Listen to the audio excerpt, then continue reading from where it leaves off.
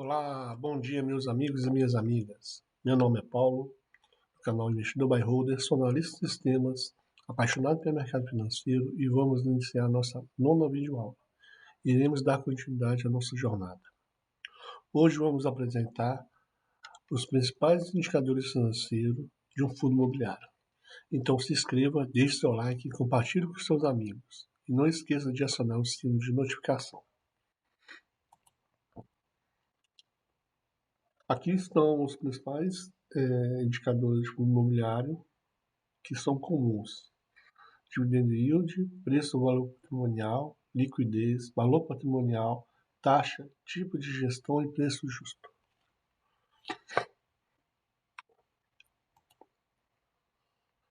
Aqui é uma divisão, né, que além daqueles principais, temos que fazer uma avaliação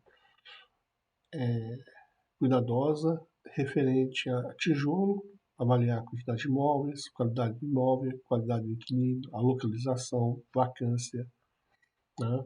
Para um FOF, diversidade e percentual, né, dos FIIs investidos do papel, diversidade e percentual das dívidas, né?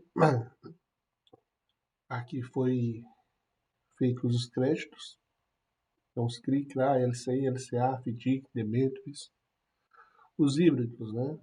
Além de todos esses, né, o híbrido pode ser qualquer um, né? Pode ter tijolo, papel, né, fundo imobiliário, fazer todas essas análises, mais a diversidade percentual de ações, se tiver. Então vamos lá. O que é VPA?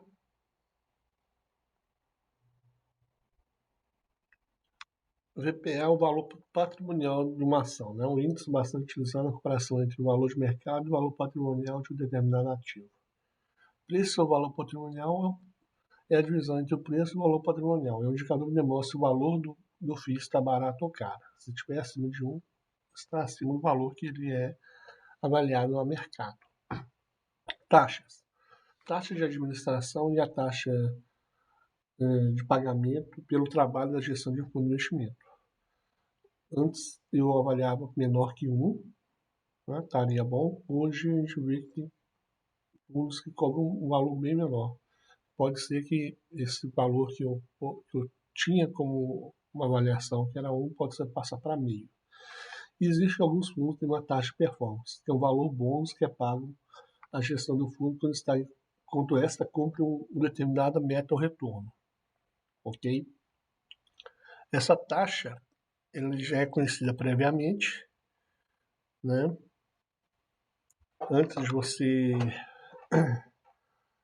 comprar o fundo, se você ler todos os prospectos, né, dos regimentos do fundo, então você acha que é muito importante você ter sabendo se você paga uma taxa de administração e uma outra taxa de performance. E essas taxas elas ficam referentes, né, atreladas a performance. Se essa performance ultrapassa esse índice, né, utilizado como benchmark, esse valor é cobrado. Então, a gente às vezes tem lá CDI mais 1%, CDI mais,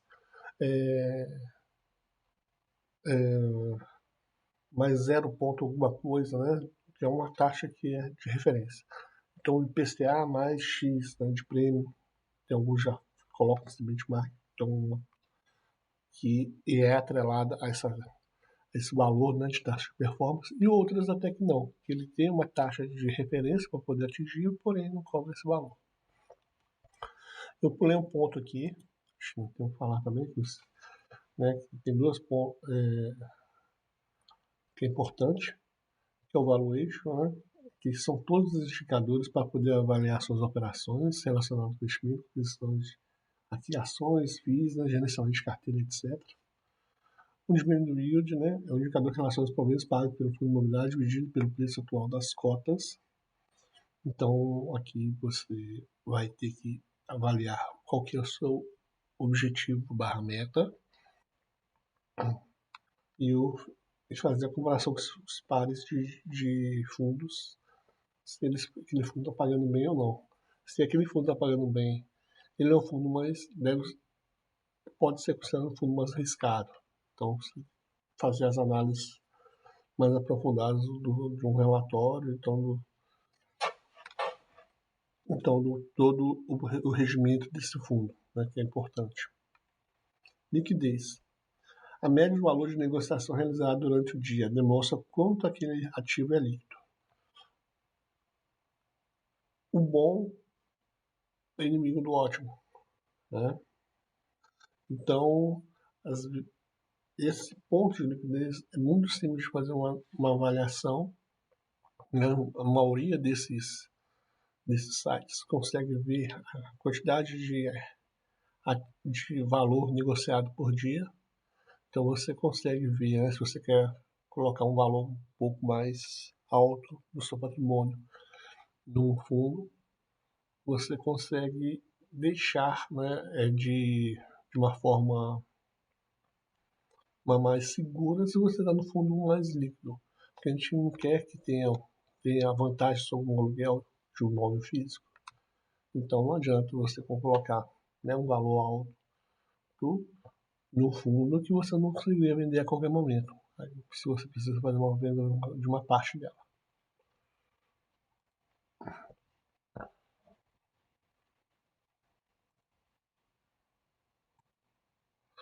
Tipo de gestão. Gestão passiva é uma modalidade de gestão que replica um índice específico chamado benchmark. Esses índices podem ser CDI, IFIX, etc. Né? Então, aí é uma modalidade que só acompanha um tipo de indicador. Né? Então, ele pode ser um Suno 30 também, que ele tenta fazer com as 30 maiores fundos, né? Os fundos que eles consideram que tem uma ótima performance para poder replicar o IFIX. Né? Então, isso aí é um tipo de gestão. E tem a gestão ativa, que é uma modalidade de gestão que conta com um time especialista que busca boas performances e a melhor relação do risco e retorno ao investidor. Né? Então, tem esses dois tipos de modalidade. A gestão ativa ele tem uma. Eles tentam comprar, vender, né, algum, as dívidas, né, os papéis. Quando é uma gestão ativa de imóveis, fica procurando os melhores imóveis, né, os melhores inquilinos, uma próxima ação para fazer uma nova subscrição, um novo investimento. Então ele tem todo uma modalidade um pouco mais ativa mesmo. Então, vendo a situação do mercado, ele tenta fazer um movimento tentando antecipar, né, para ter um maior ganho. O fundo de fundo tenta comprar e vender ativo, né, um outro fundo para trazer essa performance para o investidor. Então, isso aí são pontos, né, de diferencial entre a gestão passiva e a gestão ativa. E o preço justo é um cálculo que busca identificar o melhor preço do ticket em relação ao momento do mercado. Aí existem vários métodos, né? Você pode colocar alguns métodos aí de preço justo. Eu vou fazer até uma apresentação muito específica sobre preço justo. Vou colocar, né, nesse vídeo adicional como uma avaliação de risco e esse vai ser uma avaliação para a gente ver se a gente vai carteirar esse ativo ou não. Então isso aí vai ficar para os próximos vídeos, né? Eu vou fazer, na verdade, uma de carteira e depois ainda eu vou explicar por qual motivo eu estou colocando aquele ativo na carteira. Eu queria fazer essa cronologia diferente, né? Mas já estamos terminando o mês de janeiro e ainda não fiz a apresentação da carteira, que já estava até pré-montada aqui para a gente. Aqui nós vamos falar um pouco de algumas características para fazer uma análise do fundo de tijolo, né? Avaliar a quantidade de imóveis, ter mais de um imóvel, né? Um ponto de partida, né? Procure fundos com dois ou mais imóveis para o seu portfólio. Então você vai ter uma diversificação natural dentro seu próprio, ativo. Qualidades imóveis, né? Avaliar parâmetro construtivo, que, né, os locatários procuram esse padrão o melhor possível, né, com mais tecnologia, com mais qualidade, ambiente, tudo. Isso aí é muito importante. Inquilinos, né, a qualidade do inquilino. Uma segunda avaliação é avaliar se os locatários têm muitos inquilinos, que não adianta se você ter, né, um ativo com 3 imóveis, que os 3 imóveis são o mesmo inquilino. Se tiver um problema com aquele inquilino, você vai ter problema com aqueles 3 imóveis. Então, isso é uma boa opção de mitigação de risco da inadimplência. Isso é, então, um ponto fundamental. Localização, né? Região valorizada, localização estratégica, ou região de franco crescimento são pontos positivos. Então, se você conseguir fazer essa avaliação um pouco mais aprofundada, excelente. Às vezes alguns fundos já trazem isso aí, porque é o motivo que eles estão querendo fazer a aquisição naquela localização. E vacância, né? Avaliar o percentual de vacância é avaliar a desocupação física do imóvel, né? Então isso aí você consegue já fazer esse resultado porque aquele imóvel não está performando bem. Se ele está com, né, 30% de vacância, 40%, tem algum problema. E também existe a vacância financeira. Se o imóvel está captando valor de aluguel menor, ele está 100% alugado, mas ele tem um potencial de te dar 10 centavos por cota. Ele está te dando 8 centavos por cota. Você está com uma inadimplência, né? Uma inadimplência não, né? Uma vacância financeira de 20%. Então, uma capacidade de gerar menos renda. Então, isso aí também é um ponto importante para poder ter como parâmetro.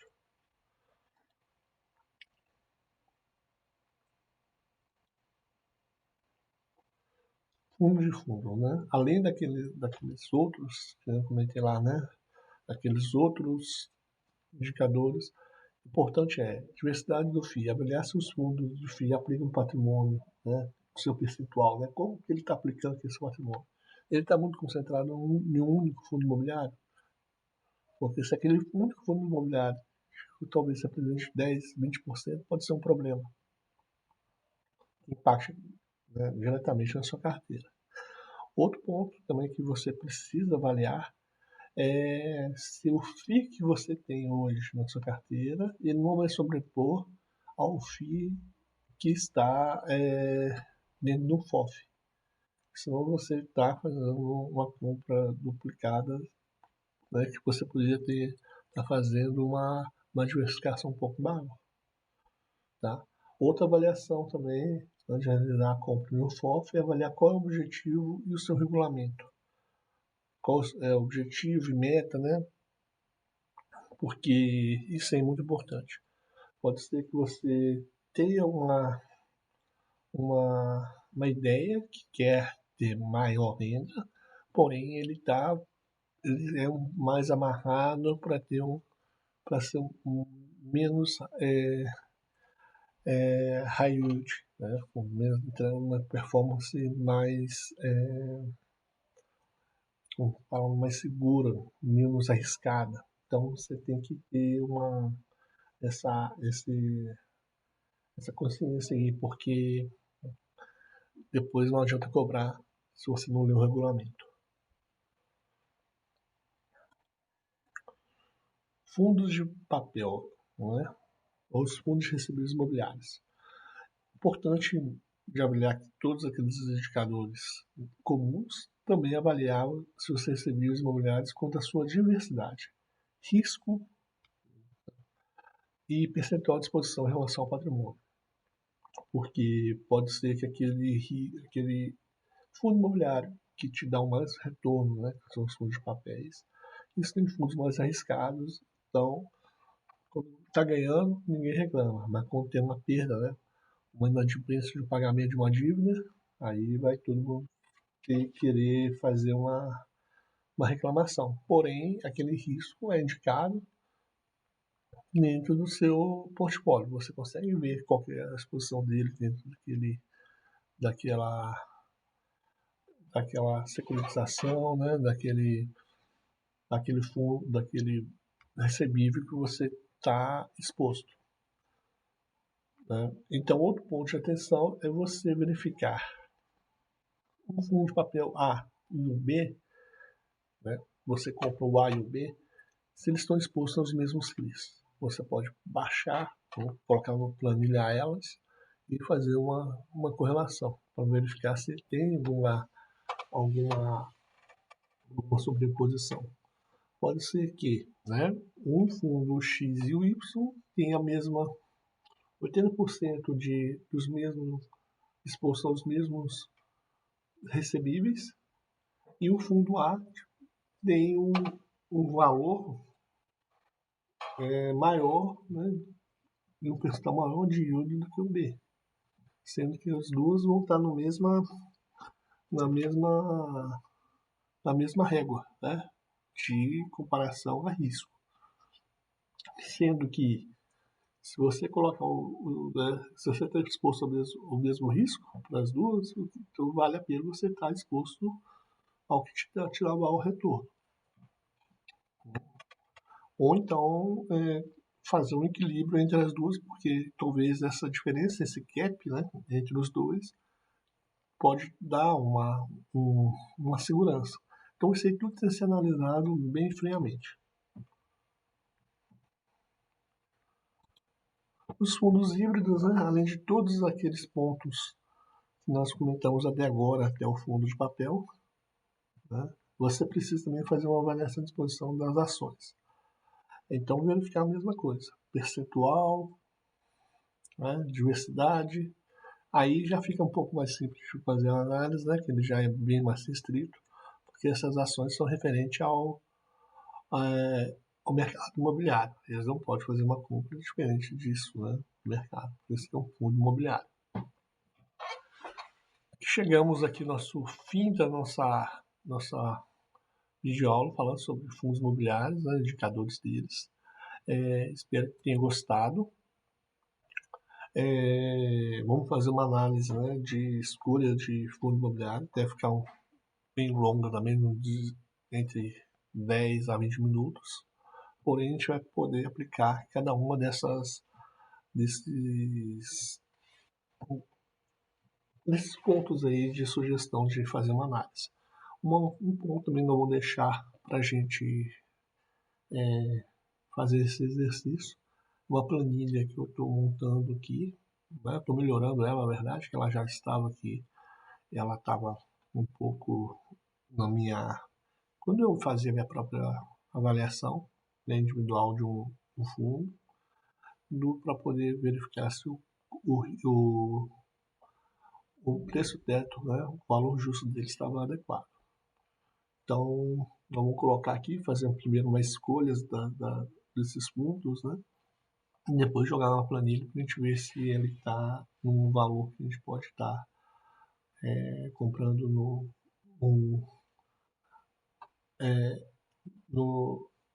nos aportes mensais. Ok? Vamos falar também aqui nos próximos vídeos, né? Primeiros investimentos, escolha de estudo de ações, renda fixa DB, geração de risco de ações, carteira do canal, onde eu vou antecipar a escolha dos FIIs, né, e das próprias ações, renda fixa debênture e gestão de risco de fundos imobiliários. Muito obrigado por ter acompanhado até o fim. Bom aprendizado, bons investimentos, uma excelente semana para todos. Tchau, tchau.